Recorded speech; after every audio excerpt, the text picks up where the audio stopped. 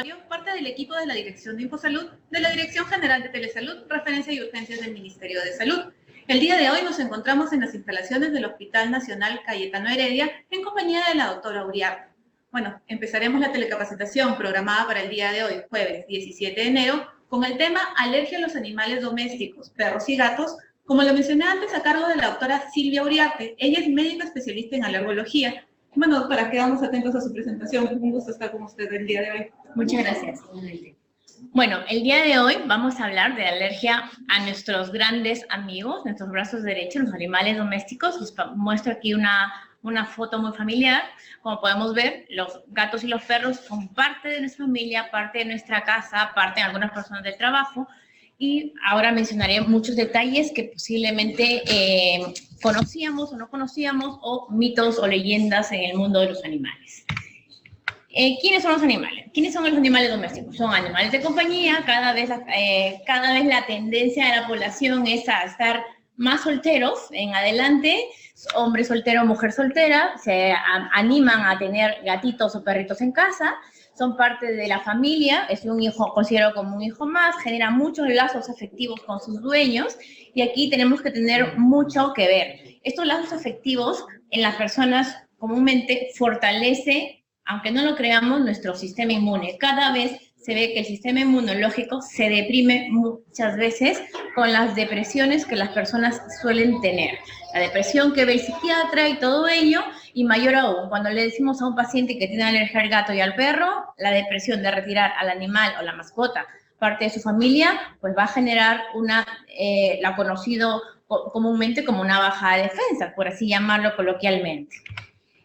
También nos ayudan o apoyan a personas invidentes, como los perros guías, combaten plagas en el caso de los felinos, los gatos que pueden acabar o disminuir los roedores, vigilan ambientes en casa, los perros guardianes que se dejan muchas veces. ¿Quién se quedó en casa? El perrito guardián, ¿no? También tienen otras particularidades como los policías, los perros policías que trabajan sobre todo con drogas y todo ello, ¿no? Pero muchas veces a los animales lo único que les falta es hablar. Son pinceladas que vamos a hablar. ¿Cómo contactamos con los animales o sus alergenos? Bueno, en casa, los animales comúnmente, los famosos mascotas, los animales domésticos, cada vez la tendencia de la gente es a tener mascotas exóticas. En mascotas exóticas estamos hablando de la presencia, por ejemplo, de ardillas coreanas, erizos, como vamos a ver, erizos que tienen pelos, y podemos ver en esta foto, la foto inicial, esto es un erizo, es un animal con pelos.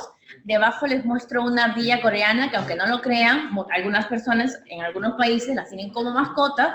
También hay aves, también hay lagartos, cada vez hay más. También en el caso de los veterinarios están expuestos a de todo un poco, animales de todo un poco. En el caso de los investigadores con ratones de laboratorio, en granjeros con vacas, chanchos, cerdos, burros, en el zoológico, en los circos con felinos animales, como ahora les mostraré un caso muy particular, los cazadores, es decir, todas estas personas están expuestas a estos animales y pueden desarrollar en algún momento de su vida, si están predispuestos genéticamente, alergia al ciervo, alergia al león, alergia a la oveja, alergia a la vaca. Es posible, alergia a la ardilla, las personas que trabajan con fabricantes de prendas de piel, alergia a los zorros o los bisones, incluso las personas que usan prendas de piel también pueden desarrollar en algún momento alergia a la piel del zorro o de los bisones. La equitación, en el caso de los hobbies, los caballos, los burros también son capaces de generar síntomas de alergia en pacientes, ¿no?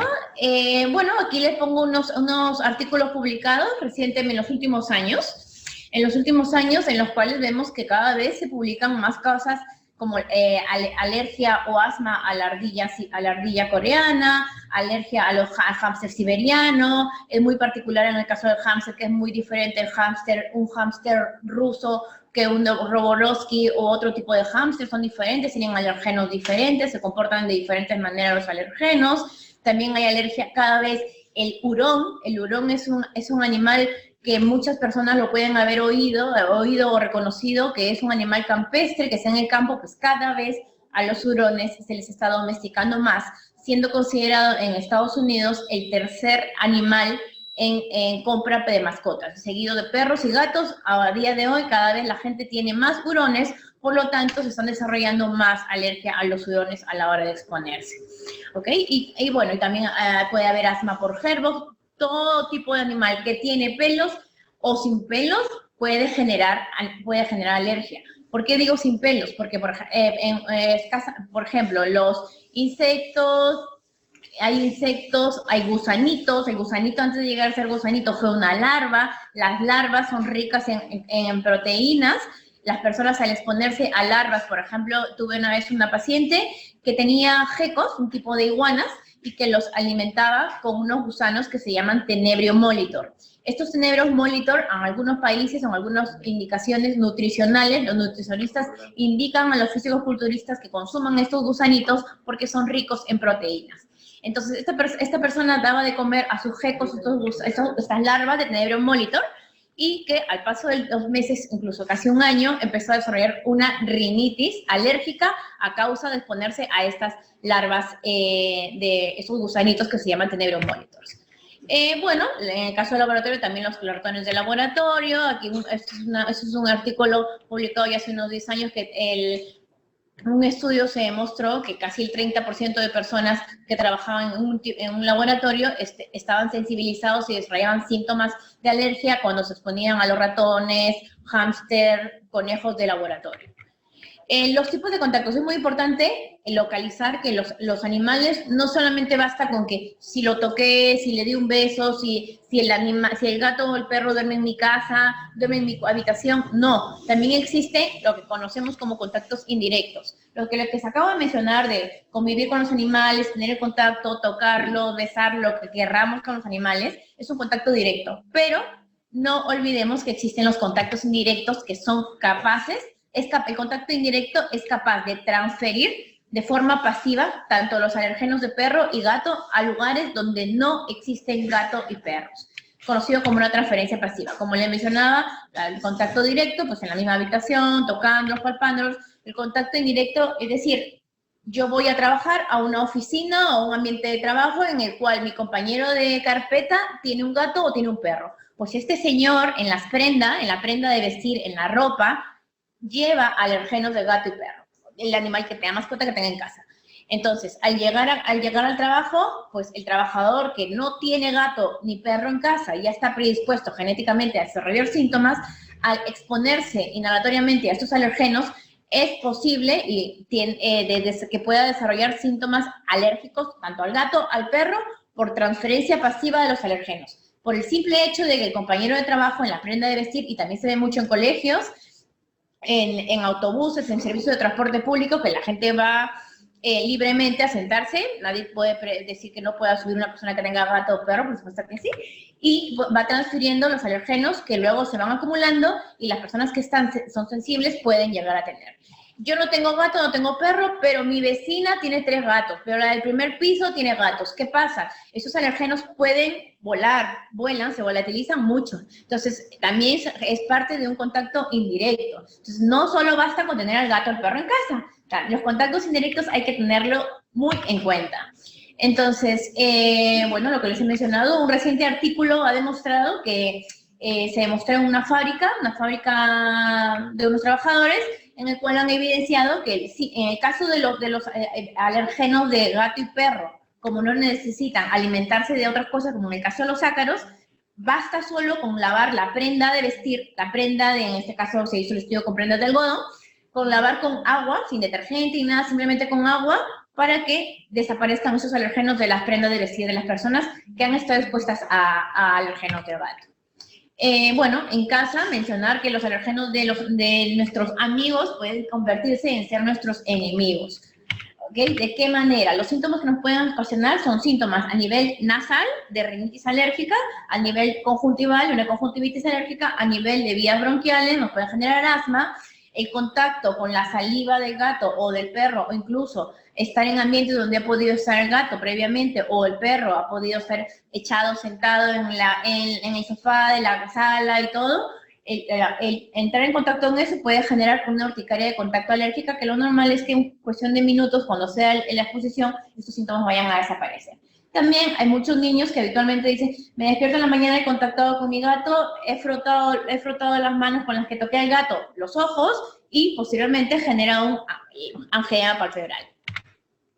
Les mencionaba que hubo un caso, este es un caso muy particular que he encontrado en la bibliografía, en el cual hubo un niño previamente diagnosticado con alergia a gato, asistió a una sesión, a una función de un circo en el cual se exponían felinos, específicamente leones.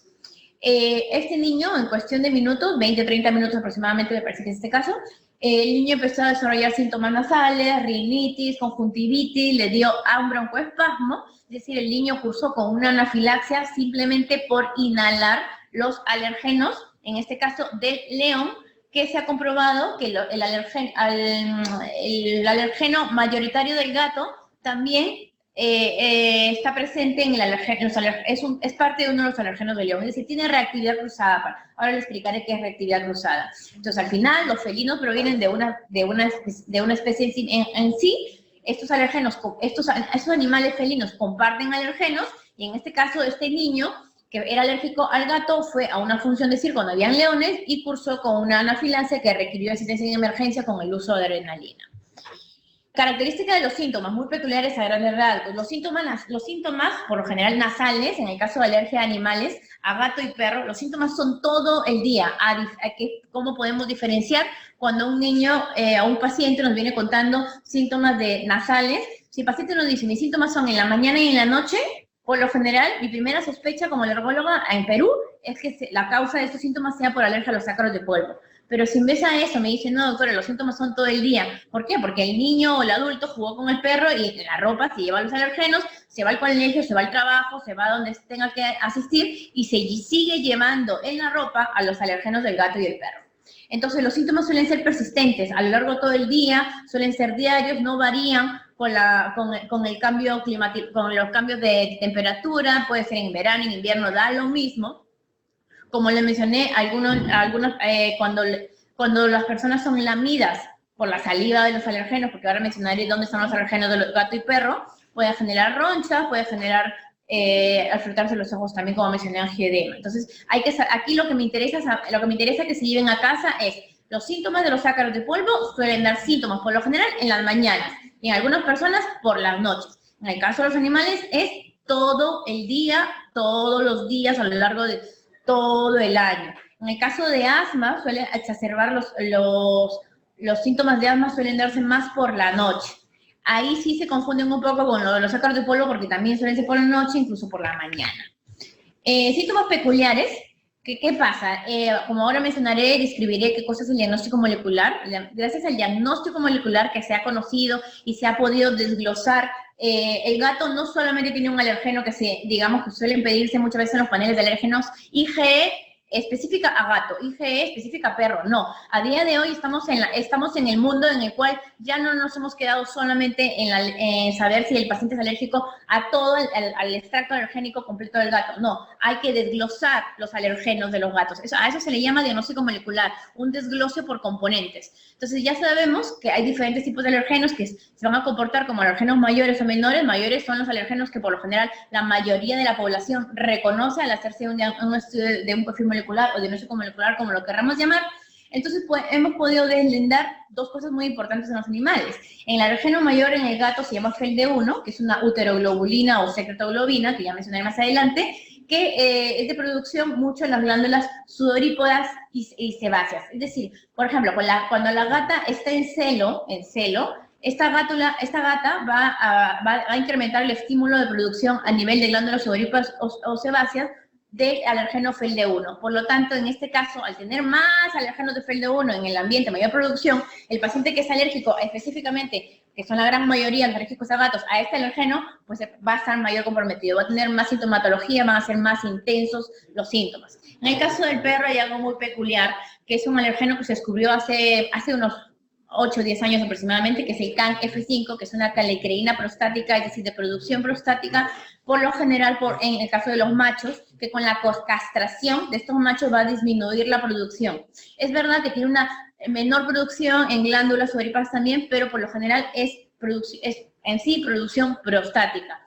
Entonces, ¿qué pasa? Entonces, valga la redundancia de una perra hembra, a diferencia de un perro macho, las perras hembras, en los casos de las personas que son alérgicas al CAN F5, son mejor toleradas, es decir, son menos alergénicas. Un consejo, si alguien quiere adquirir un animal, un perro, lo mejor es conseguir una perra y castrarla. El perro macho no castrado tiene mayor producción de un alergeno que se llama CAN F5 y se comporta como un alergeno mayor, como ya mencionaremos más adelante. Así también los perros y gatos que tengan patologías cutáneas, en las cuales van a desprender o exponer mayor caspa. La caspa es el alergeno potente tanto en el gato y en el perro, como mencionaré más adelante.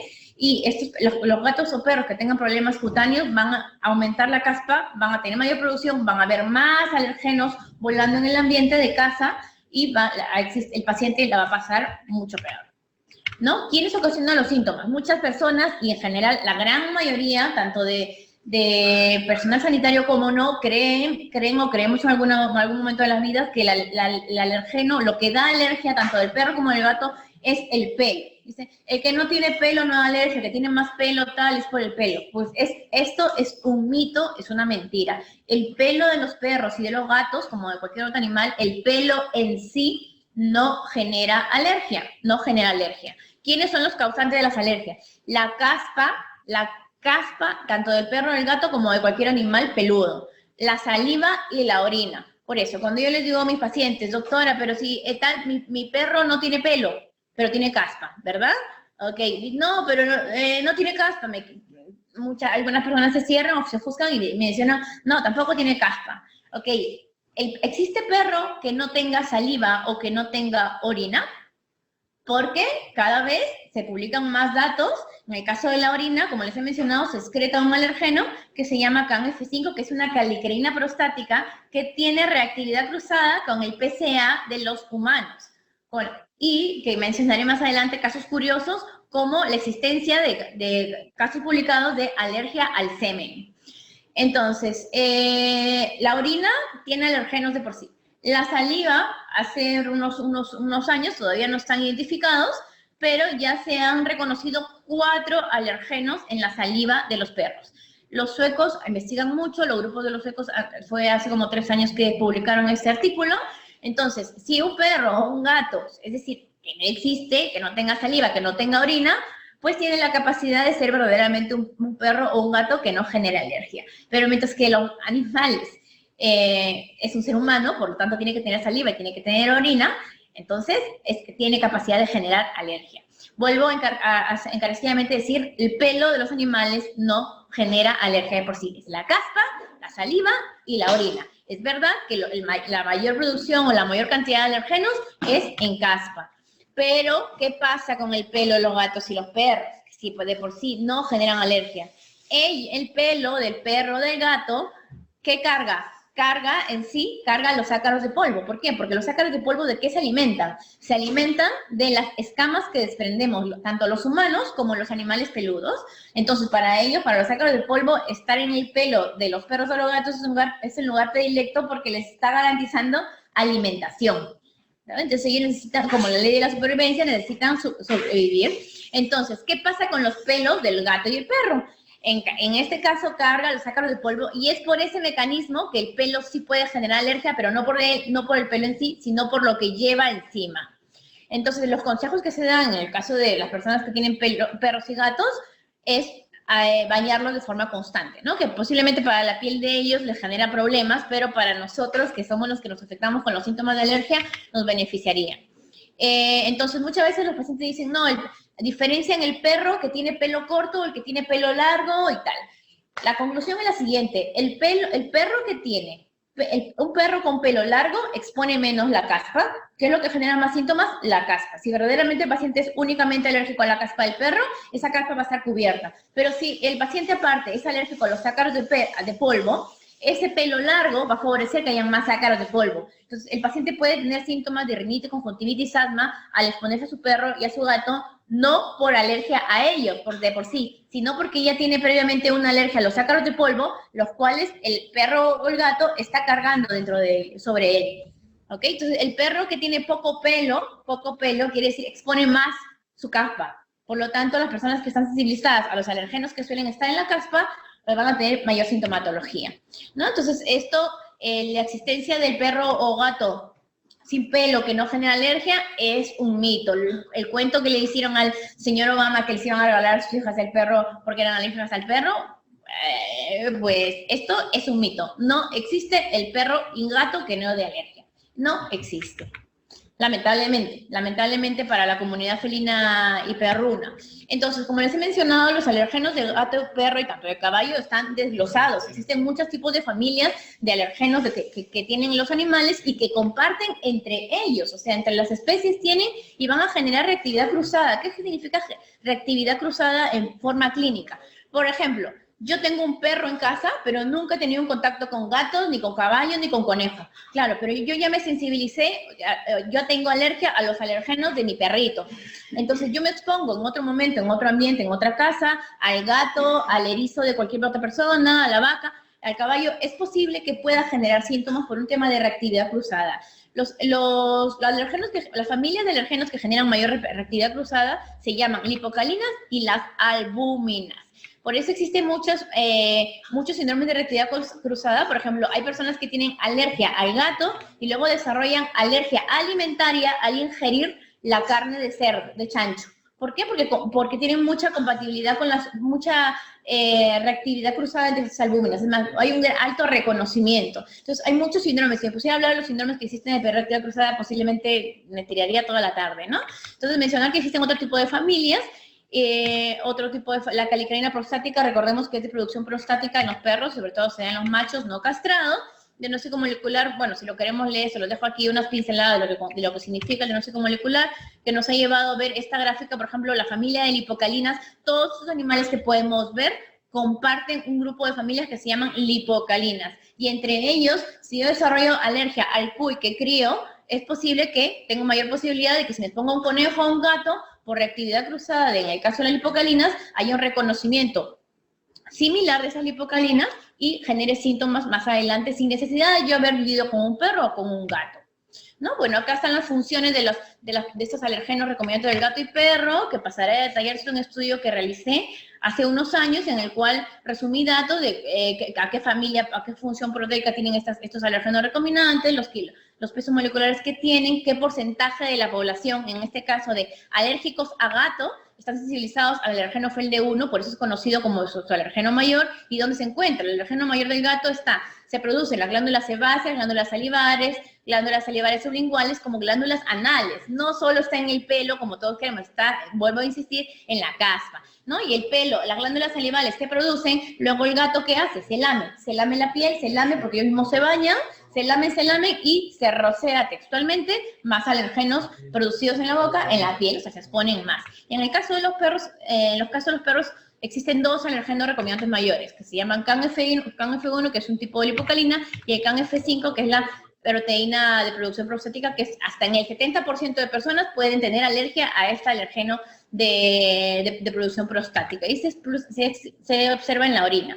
Mencionar los alergenos mayores de gato y perro, por lo tanto, es necesario que a la hora de hacer un buen diagnóstico y tratamiento en personas con sospecha de alergia a gato o perro, en el caso del diagnóstico para la realización de las pruebas cutáneas o prick test, en el caso del tratamiento, la inmunoterapia o las vacunas para gato o perro, es necesario conocer la presencia y cuantificación de los alergenos mayores. Porque si la casa comercial no me asegura que el producto no tiene estos alergenos mayores, yo no puedo asegurar que esté haciendo un buen diagnóstico, porque posiblemente pierda muchos diagnósticos. Se den muchos falsos negativos o falsos positivos. Por eso, las pruebas cutáneas que se realizan en diferentes centros de salud o de alergia, hay que tener confianza con el médico alergólogo al que uno va, porque la confianza va a brindar que el médico utilice buenos productos de calidad, seguridad y eficacia en el caso del tratamiento. Las pruebas cutáneas, que son una prueba que consiste en colocar gotitas de diferentes tipos de estrato, en este caso de gato y perro, pincharlas una a una. La prueba no duele ni saca sangre, y en 15 minutos en la misma consulta podemos ver los resultados. ¿Ok? Bueno, les mencionaba el CAN-F5. El CAN-F5 es un alergeno que se ha reportado que tiene reactividad cruzada con la proteína, el PSA, el famoso antígeno prostático de los hombres. Entonces, en las personas que muchas veces se sensibilizan a este alergeno del perro, más adelante podrían desarrollar por reactividad cruzada, como les expliqué en el caso de las lipocalinas, una reactividad cruzada con el semen de sus parejas.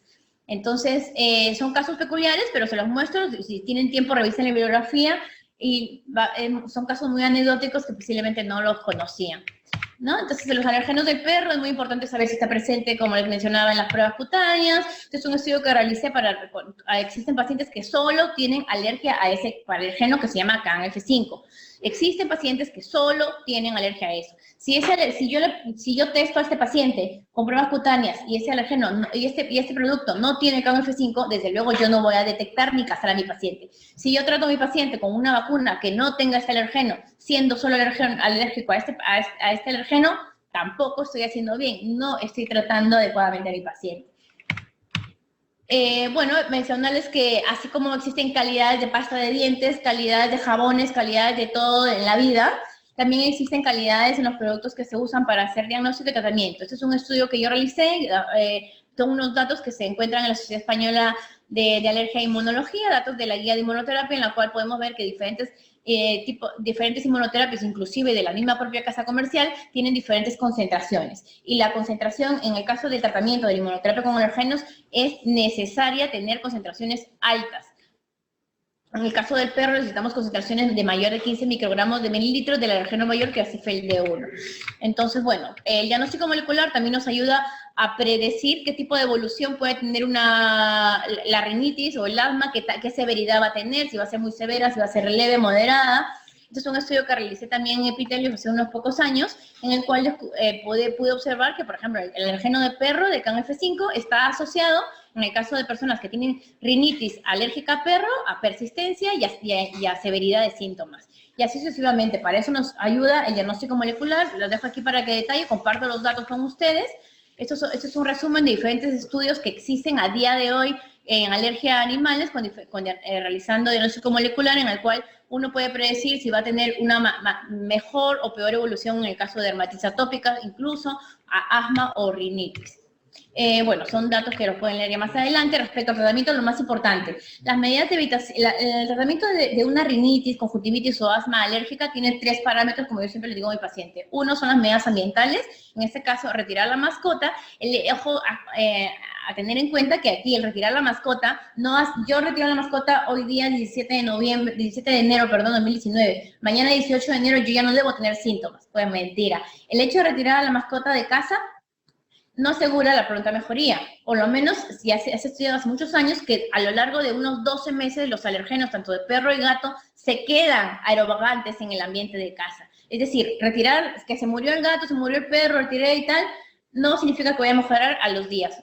Los alergenos se van a mantener ahí a altas concentraciones que poco a poco, al paso del año, irán disminuyendo. Luego, respecto al siguiente parámetro es el control de los síntomas que le ofrecen los medicamentos o todos los fármacos, como el caso de antihistamínicos, corticoides nasales, en el caso de rinitis, corticoides inhalados, en el caso de asma, antihistamínicos tópicos, en el caso de conjuntivitis. Lo único que va a lograr todos los fármacos, simple y llanamente, es controlar los síntomas. Un inhalador no trata el asma. Un spray nasal no trata el asma, únicamente controla los síntomas. El tratamiento correcto y adecuado por una alergia a gato o perro se llama inmunoterapia con extracto de gato o extracto de perro. No se puede poner en una sola vacuna, gato y perro, conocido como vacuna. No todas son iguales, como les he mencionado, existen calidad, seguridad, eficacia, hay que averiguar, hay que pedir datos, no se puede poner cualquier vacuna. Yo trabajé en un país en el cual habían 14 casas comerciales y desde luego solo confié en una casa comercial, en una marca, y luego sé posiblemente que se ha perfeccionado una segunda y incluso una tercera casa comercial. No todas las vacunas son iguales. Bueno, yo creo que ya no me va a dar tiempo, te lo voy a dejar aquí datos de una tesis doctoral en el cual yo apliqué inmunoterapia en una pauta rápida en pacientes con rinitis y asma alérgico, tanto niños como adultos, en los cuales medí la seguridad y la eficacia. Lo que demostré en este estudio, que lo paso rápidamente, es que los pacientes mejoraron su calidad de vida se realizaron cuestionarios para ver calidad de vida en rinitis y asma, que podrán ver detalladamente cómo disminuyeron los parámetros, en el caso tanto de rinitis como de asma. El estudio fue realizado con revisiones a los 0, 6 y 12 meses. Lo comparto para que lo puedan leer detenidamente. ¿ok? La eficacia de los síntomas, cómo mejoramos, el uso de la medicación, cómo va cayendo a lo largo del tiempo, cómo los pacientes que usaron inmunoterapia, es decir, vacunas para gato o para perro, teniendo tanto rinitis como asma alérgica, y ojo, en todos los pacientes, a ningún paciente se le prohibió retirar la mascota del domicilio.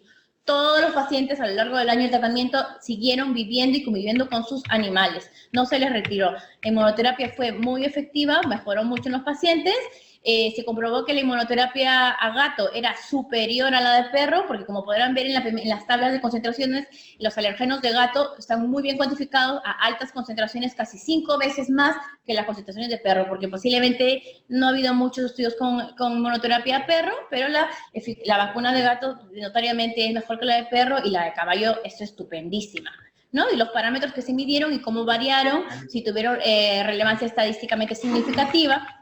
Bueno, esto es un resumen de los estudios que existen a día de hoy, los únicos estudios que existen con inmunoterapia a gato y a perro. Bueno, los dejo acá para que lo detallen, y como última presentación les he traído un reciente estudio en el cual se ha comparado madres gestantes que han tenido exposición previa al parto, como posterior al parto, en el cual algunas tuvieron cesárea, parto vaginal y todo eso, y se ve el tener animales previamente, antes de durante la gestación, o también ni bien estar expuesto a gatos o perros al nacer, cambia la microbiota intestinal de los niños. Entonces, si pueden leer este artículo, está muy interesante, es reciente. Así que muchas gracias por su atención, les dejo mi correo para cualquier tipo de duda que tengan, y espero sus preguntas.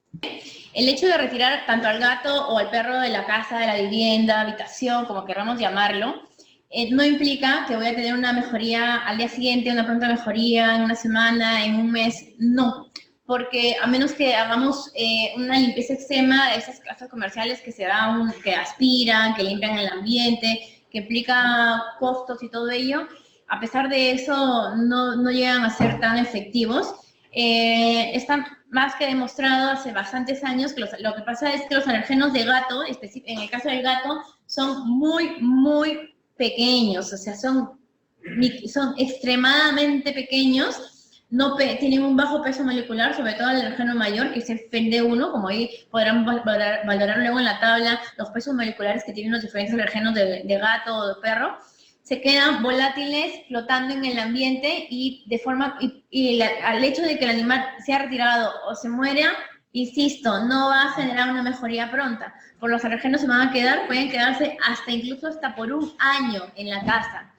Y luego, respecto a la edad de los animales, la edad, desde luego, una gata, si es más joven, va a tener más posibilidad de tener episodios de celo. Al tener mayores episodios de celo, no estando castrada, mayor episodios de celo, va a tener mayor producción de alérgeno mayoritario del gato, que es FeLD1, va a haber mayor concentración del alergeno en la habitación donde vive ese gato o los ambientes que recorra el gato.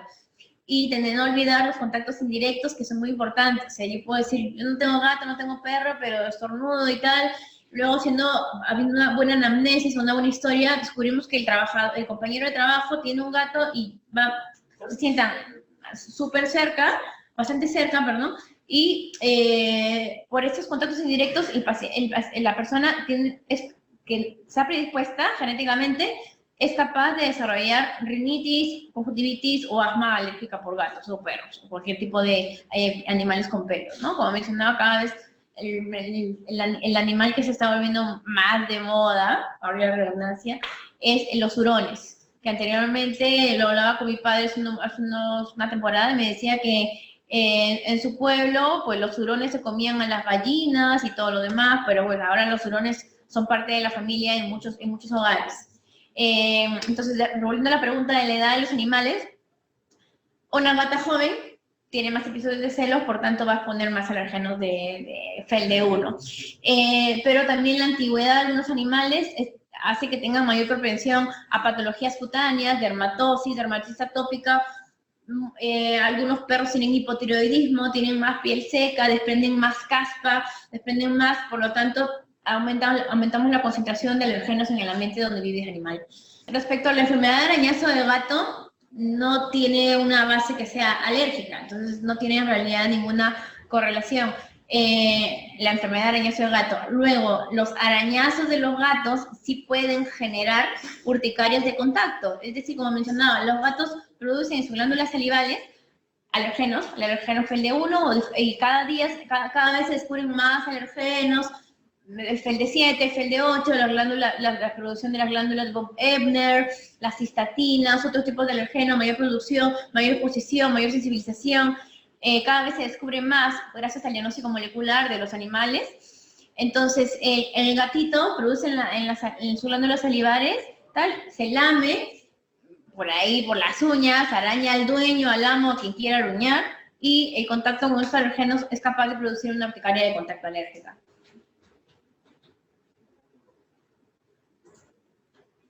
Respecto a las vacunas para gatos y perros, desde luego que también existen vacunas para ácaros.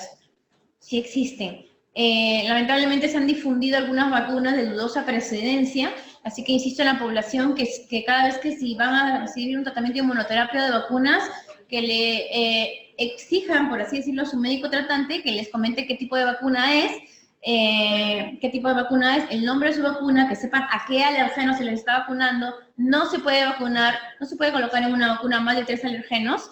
Si es una vacuna de gato, únicamente individualizadamente es una vacuna de gato. Si el paciente tiene aparte alergia al caballo o al perro, es otra vacuna. Y como mencioné respecto a la eficacia, yo tuve la experiencia de trabajar con la única casa que tiene la gran potencia de artículos publicados de vacunas de gato y perro. Como ya verán, ahí hay una tabla en la cual resumo todos los estudios que existían, bueno, hasta hace 3 años publicados. Recientemente sé que hay un grupo que ha sacado una vacuna, ha hecho un estudio con vacunas sublinguales, también de la misma casa comercial en la que yo utilicé el estudio que les dejo aquí, les comparto, que es mi tesis doctoral, con la cual yo gradué de doctor en medicina, que como les mencioné, he trabajado, tengo el agrado de haber trabajado durante 7 años con pacientes alérgicos a gato, a perro, así que conozco muy a fondo los vínculos afectivos, los vínculos que tienen con los animales, y el desprender no es la opción para estos pacientes y no debería ser la opción. Posiblemente pertenezco a un grupo reducido de alergólogos o personas que trabajan en alergia a nivel mundial, que contemplo a mis pacientes que mantengan a su perro o gato en casa, siempre y cuando hayamos hecho un buen diagnóstico, que tenga o no alergia al gato y perro, y detenerla. Mi propuesta inicial es que se vacune, que reciba una vacuna adecuada. No puede ser cualquier tipo de vacuna, porque lamentablemente en el caso del gato y perro no existe tanta estandarización como sí lo existe para ácaros de polvo o diferentes tipos de pólenes. Entonces, mi condición con mis pacientes es: tú sigue con tu gato o tu perro, convive con ellos, pero ponemos una vacuna. Y si aparte ese paciente, que lo más habitual aquí en Perú, es que seamos alérgicos a los ácaros de polvo, pues ese paciente tiene que recibir también vacuna contra los ácaros de polvo, que es lo que más síntomas le va a generar aquí en Perú. La verdad que el beneficio que tenemos, que muchas personas, en Perú todavía tenemos más viviendas, casas, ambientes, mucha con ventilación, con luminosidad, hace que los alergenos estén más esparcidos y no estén tan concentrados como en países europeos, que la tendencia es a vivir más en departamentos y que vivan en tamaños más reducidos, expuestos a altas concentraciones de gato o perro.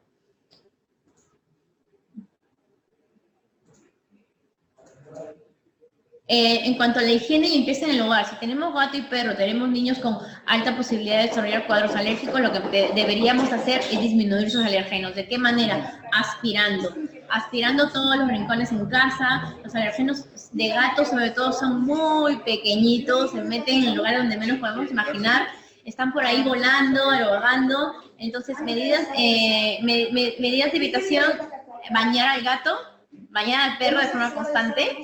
Yo sé que a muchos perros no les cae bien a la piel, pero ellos nos generan más sintomatología. Entonces, posiblemente vamos a disminuir, pero no es la solución. Las medidas ambientales son parte del tratamiento integral de una rinitis o un asma alérgica. Vuelvo a repetir.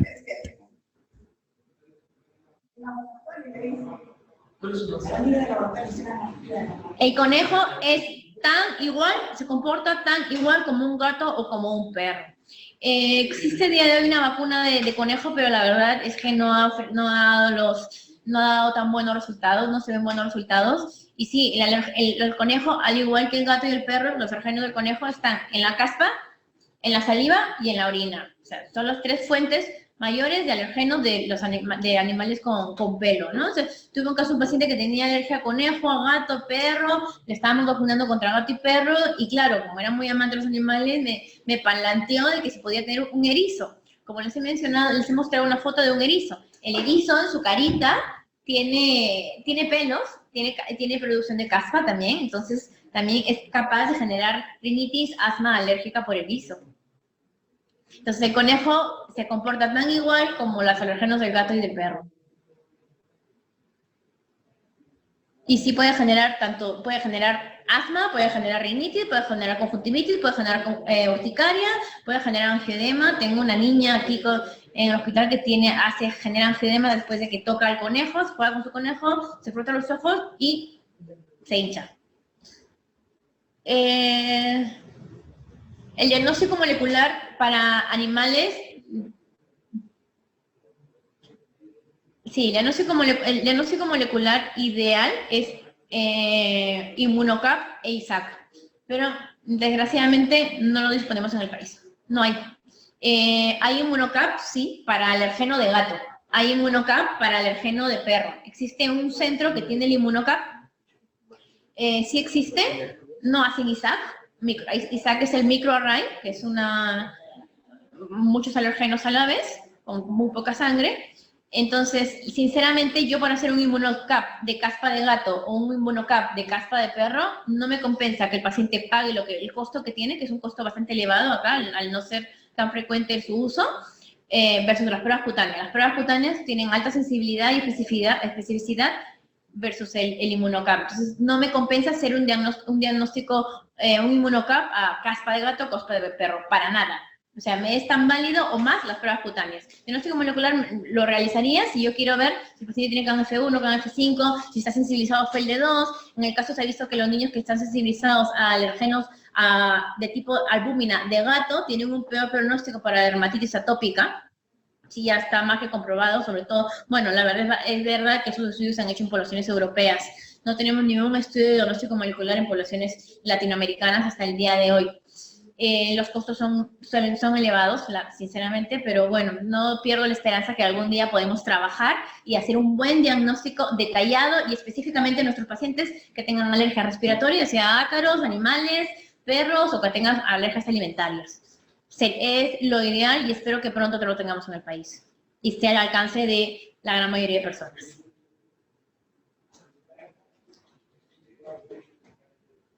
Vamos a ver, respecto al niño que nace con el perro en la cama, con el gato de papá, mamá, y que tiene 2 días, 2 días de nacido, llegó a casa y está con el gato y el perro. Pues lo que se venía creyendo en los últimos años, en los últimos 2, 3 décadas, era de que se prohibía nacer y tener animales. Esa era la prohibición máxima. Los últimos 5 años, los resultados están siendo reveladores. El auge que está teniendo el microbioma y todo ello, nos ayuda muchísimo porque estamos viendo cada vez, y hay más estudios, más grupos que no llegan a comprobarlos, o son estudios provisionales que lo que te dicen es, lo ideal es completar una N muestral mucho más grande, ampliar más estudios, y se está viendo que el niño que desde pequeño, desde los pocos días de vida, se expone a un gato, a un perro, ya sea, también incluso cuando la madre estuvo gestando, tiene menor posibilidad de desarrollar alergias en general.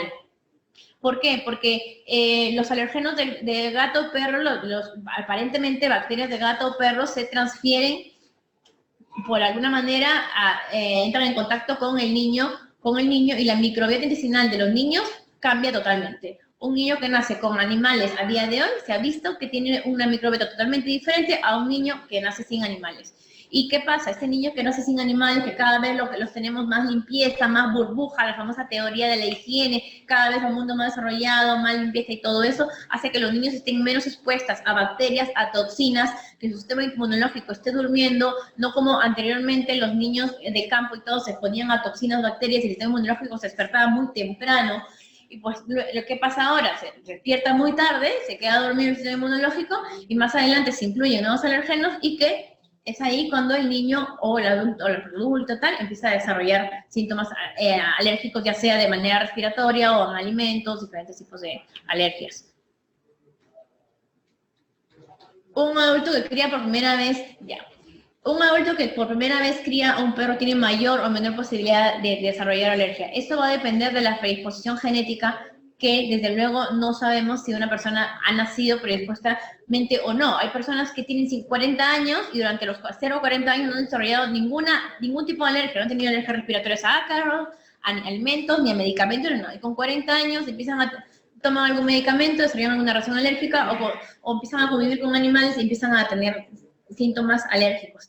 El detalle está que no estamos en la capacidad día de hoy en el mundo de decir que si la persona nació o no predispuesta. Pero si un niño ya nace con una carga, que el papá es alérgico a tal cosa, la mamá es alérgica a tal, ese niño tiene alta posibilidad de ser alérgico también a algo respiratorio o alimentario o tal. Entonces, con el paso de los años, sí tiene mayor posibilidad de que ese niño desarrolle alergias a gatos, animales. Eso sí es verdad. A diferencia si es una persona que papá, mamá, abuelito, toda la descendencia, nadie ha tenido alergia, la posibilidad de que esta persona sea alérgica es bajísima. Si siendo adulto tiene un gato o un perro, la posibilidad de desarrollar síntomas es casi nula, es bajísima.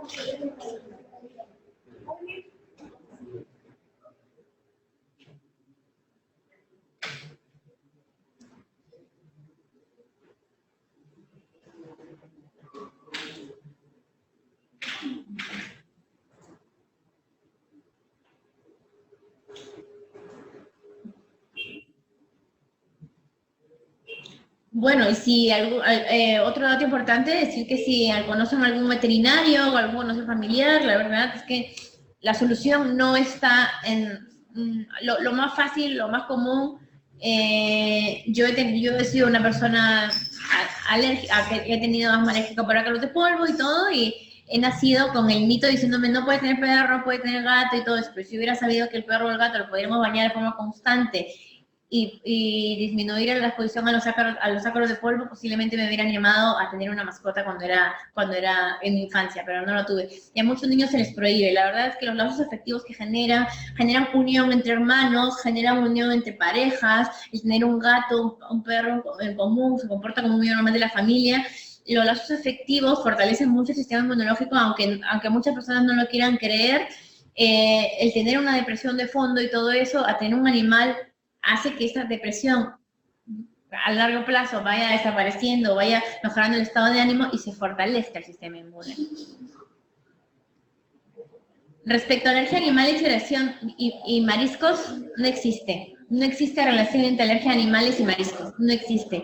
Los mariscos tienen relación, están asociados, porque tienen, así como les expliqué, las lipocaínas, las proteínas que tienen reactividad cruzada, los mariscos, sobre todo los crustáceos y específicamente el langostino, cangrejos o camarones, tienen proteínas que comparten con los ácaros de polvo. Al tener alergia a los ácaros de polvo, tengo mayor posibilidad de desarrollar en algún momento de mi vida alergia a los crustáceos o los mariscos en general.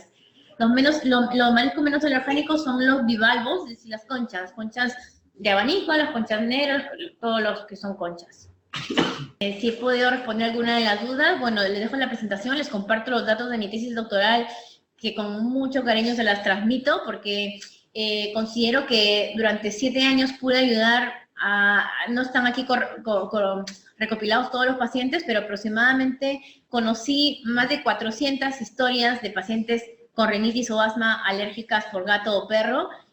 Comparto mucho su contemplación de mantener a los animales, por eso que pertenezco a un grupo escasamente reducido de médicos que soy incapaz de decirle a mi paciente retire el gato o al perro cuando sé que existen posibilidades que pueden permitir la convivencia del gato o el perro en casa.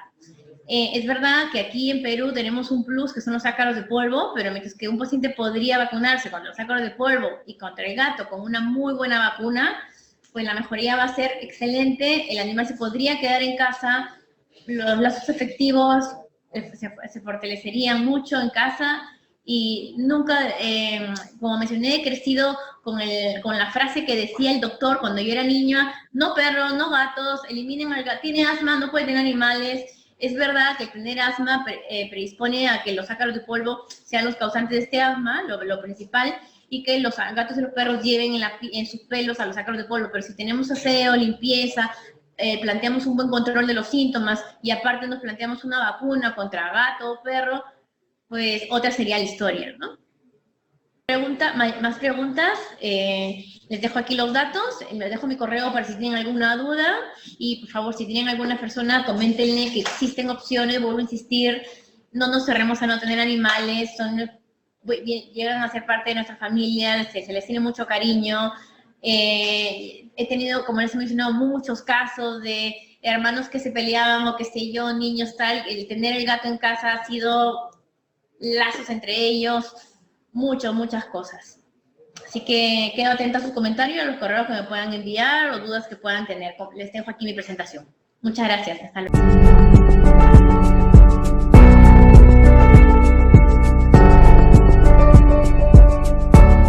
Gobierno del Perú. El Perú primero.